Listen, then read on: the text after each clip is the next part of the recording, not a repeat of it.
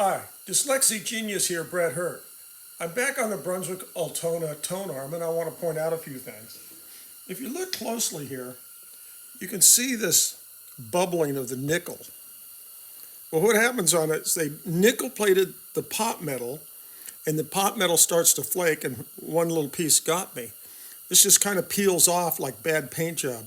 So when I cleaned it, I use the illustrious Flitz. I use a little bit of 4/0 steel wool, and I come in here and I try to smooth out the flaky nickel. This won't hurt the nickel, but if you have a little piece that's flaking up, it's just going to keep peeling and peeling and peeling. So I'm taking it back to where it stops peeling, and then I polished everything out like that.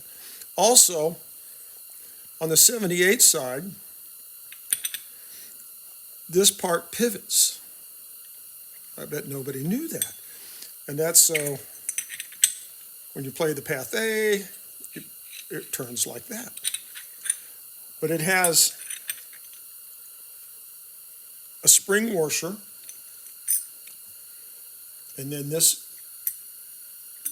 other washer, and then it will have two screws when you put it together. Plays a path A or a diamond disc? It plays some play a diamond disc, a path A, and a 78 record. And that's why the Ultona turns like this. But this one just plays... A 78 and a diamond disc. Okay.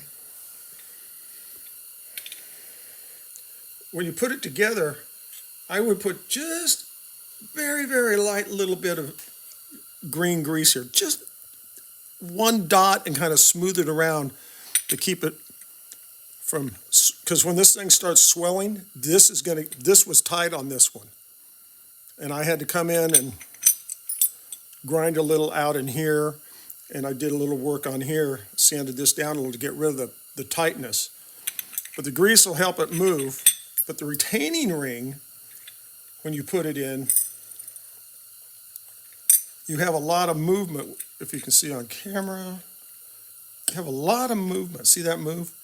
And then that'll get tight. You can't move it, and you can adjust the tension on how much you want on this. And you have to look at that. You know, they're very interesting. If you get lost with this and you go, oh, I forgot what way this went in. Well, this is the nipple that rides in here that hits the little holes. So you put the nipple down and you put your reproducer on just like that.